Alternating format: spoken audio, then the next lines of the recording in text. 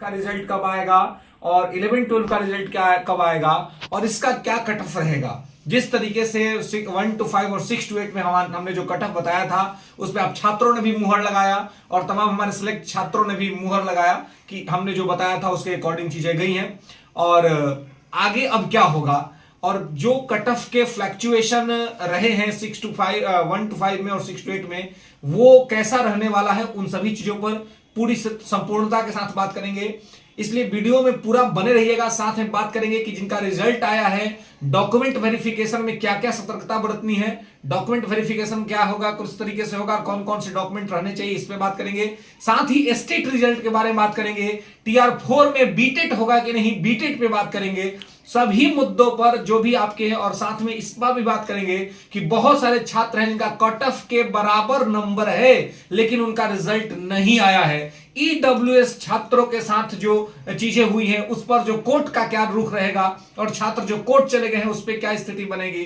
साथ ही जो BC1 और BC2 के जो मेल कैंडिडेट हैं वो भी कोर्ट जाने की तैयारी में हैं, अगर वो कोर्ट जाते हैं तो किस तरह की स्थिति बनेगी। यानी कि तमाम मुद्दों पर आज मैं दिन भर इन सभी चीजों पर रिसर्च किया, चीजों को किया और तब मैं आपके सामने आया हूं ताकि इन सभी मुद्दों पर आपको एक गहन जानकारी जो है सो दे सकूं दोस्तों। तो वीडियो को अंत तक देखिएगा ताकि सारे कंफ्यूजन आपके क्लियर हो जाए। चलिए तो पहले ये बात स्टार्ट करते हैं कहां से, तो स्टार्ट करते हैं TGT और PGT के रिजल्ट से कि क्या 9, 10th और 11, 12 का रिजल्ट कब आएगा। रोस्टर अभी तक क्लियर नहीं हुआ है, रोस्टर अभी तक सामने नहीं आया है, लेकिन संभवतया 25 तारीख तक ऐसा संभव है कि आपका रोस्टर पूरी तरीके से क्लियर हो जाएगा और वो सामने आ जाएगा और 25 तक हो जाएगा। तो इससे पहले रिजल्ट आने की तो संभावना है नहीं, 25 के बाद किसी भी समय रिजल्ट आ सकता है।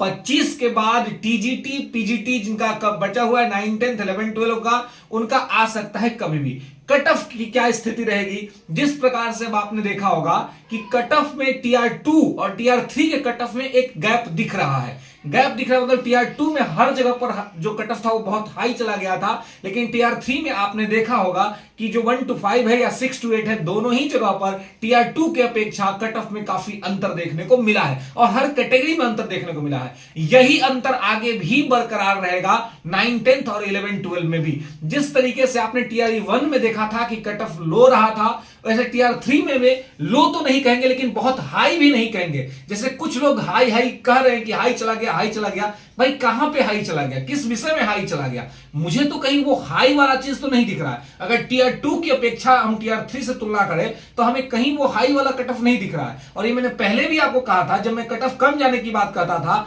तो बहुत सारे लोग नेगेटिव कमेंट्स करते थे, कहते कि कैसे जाएगा कट ऑफ, कम नहीं जाएगा। लेकिन आपने देख लिया कि कट ऑफ जो एक बहुत हवा बनाया जा रहा था कि 90 प्लस चला जाएगा, 95 प्लस चला जाएगा, 100 प्लस चला जाएगा, वो नहीं गया। और वही चीज आपको आगे भी देखने को मिलेगा जो आपको 9, 10th और 11, 12 के रिजल्ट के अंदर में। तो कट ऑफ आपका जिस तरीके से जो ट्रेंड 1 to 5 और 6 to 8 में रहा है, वही ट्रेंड जो है वो 9, 10th और 11, 12 के रिजल्ट में भी रहने वाला है मेरे फ्रेंड्स। तो इसलिए ज्यादा घबराएंगे नहीं, तनाव नहीं लेंगे। अगर आप जो है किसी भी विषय में हैं और 70 से ये 75 प्लस किए हुए हैं तो मैक्सिमम विषय में आपको जो है सो पॉजिटिव रिस्पांस मिलने के चांसेस रहेंगे और आपका रिजल्ट आएगा। कुछ एकाध विषय को अगर छोड़ दे तो बाकी लगभग विषय में 75 प्लस -3 पे अगर आप हैं तो आप समझिए कि आप सेफ सिचुएशन में हैं। तो इसलिए आप तनाव ना लें और आप खुश रहें और क्योंकि आप अपना कर्म कर चुके हैं तो तनाव और दबाव लेकर के आप कुछ नहीं कर सकते। तो इसलिए तनाव और दबाव न लेते हुए आप बेहतर तरीके से आप खुश रहें। और मैं TR3 में जो असफल छात्र हैं उनके लिए मैं कहना चाहूंगा कि TRE4 आपके लिए एक बेहतरीन विकल्प है। बहुत सारे छात्र जो तनाव में थे उन्होंने हमें फोन किया, मैं माफी चाहूंगा अपने छात्रों से कि मैं फोन पिक नहीं कर पाता हूं। और जैसे कि जब ये वीडियोस बनाने में 5 से 6 मिनट लगते हैं, मैक्सिमम मेरा वीडियो 10 मिनट का होता है। बहुत सारे स्टूडेंट ये भी कमेंट्स करते हैं कि मतलब कुछ नेगेटिव लोग, उन पे मैं ध्यान नहीं देता हूं लेकिन मैं देखता हूं, वो कहते हैं यार इतना दिन भर में 5 वीडियो 10 वीडियो, भाई कभी एक दिन आ करके टाइम निकाल के मेरे साथ रहो, फिर पता चलेगा कि मेरे पास कितना टाइम है ना। मेरे पास बहुत कम समय बचता है, मैं अलग अलग प्लेटफॉर्म पे क्लासेस लेता हूं और वो जो PCS के क्लासेस होती हैं, PCS समझते कि लोक सेवा आयोग की क्लासेस, तो अलग अलग ब्रांड्स के इंस्टीट्यूट के साथ में जुड़ा हुआ हूं और वहां की जो क्लासेस होती है वो बहुत ज्यादा ऑनलाइन नहीं दी जाती है, इसलिए मुझे टाइम भी मेरे पास बहुत कम रहता है। यूनिवर्सिटीज के अंदर मैं लेक्चर लेता हूं, मैं यूनिवर्सिटी में जाकर के लेक्चर लेता हूं, तो वहां सारा काम करने के बाद में टाइम निकाल के किसी तरह से टाइम निकालता हूं 5-10 मिनट कि एक वीडियो बन जाए। आपको लगता है कि फ्री बैठे हुए हैं, ऐसा नहीं होता है।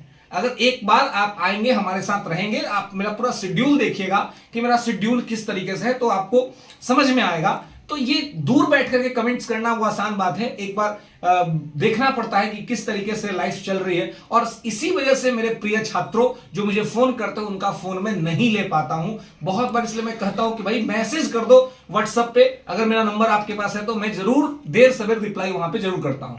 तो तमाम छात्र जो असफल हो गए हैं, सफल छात्रों के से भी हमने कहा कि भाई आप सफल हैं तो आपकी जिम्मेवारी है कि अब आप स्कूल में बेहतर से बेहतर शिक्षा दें। और उन्होंने ये कहा भी, बहुत सारे क्वेश्चन स्टूडेंट्स ने कल रात में फोन किया और उन्होंने कसम खाया, शपथ लिया मेरे सामने, भाव विभोर हो गए, बोला सर हम कसम खाते हैं कि हम बहुत ईमानदारी से पढ़ाएंगे। अब बिहार में जो गरीब छात्र हैं जो सरकारी स्कूल में पढ़ने आते हैं उनको सर हम लोग जो है सो कभी नहीं छोड़ेंगे। देखो दो तो विद्यार्थी था, दो चंपारण के था, वो कहा कि सर हम घर जाके पढ़ा देंगे विद्यार्थी को, स्कूल के बाद हम घर जाके पढ़ा देंगे, क्योंकि हम वहीं रहेंगे तो हम जाकर घर पढ़ा देंगे, जो है सो इसमें ये करे। अब अजय की मैं बात करता हूं कि कट ऑफ की ये बातें हो गई कि बीटेट में क्या होगा। तो बीटेट की अभी तो हालांकि कोई इस पर स्पष्ट जानकारी नहीं है, आयोग ने कुछ क्लियर नहीं किया कि नहीं, लेकिन संभावना है कि अगले वर्ष बीटेट लिया जाए। बीटेट कराए हुए बहुत साल हो गया बिहार में, तो हो सकता है अगले बार बीटेट जो है सो अगले साल कराया जाए और टीआरई 4 से पहले बीटेट की संभावना हो सकती है। लेकिन मैं इस बात को 100% नहीं कह सकता हूं, क्योंकि अभी इसमें टाइम है स्पष्टीकरण में, चीजों को स्पष्ट करने में। ओके दोस्तों, तो इसके अलावे जो हमारे सीटेट वाले जो कैंडिडेट आगे सीटेट का भी एग्जाम होने वाला है, 1 दिसंबर को ही होने वाला था और डेट एक्सटेंड कर गया, मिड दिसंबर में चला गया है। तो सीटेट के जो छात्र हैं जो आगे सीटेट पास करेंगे तो आगे टीआरई 5-6 के लिए एलिजिबल होंगे, तो उनके लिए भी बहुत बहुत शुभकामनाएं हैं कि अब बिहार में एक बहुत ही बेहतरीन प्लेटफॉर्म मिल चुका है, शिक्षक बनने का प्लेटफॉर्म, और आप लोग को टीचर बनना है तो आप सब बने। अब बहुत सारे बाहर के भी छात्र हैं, उत्तर प्रदेश से कल 2-3 कॉल्स थे, उत्तर प्रदेश के अलग अलग डिस्ट्रिक्ट से।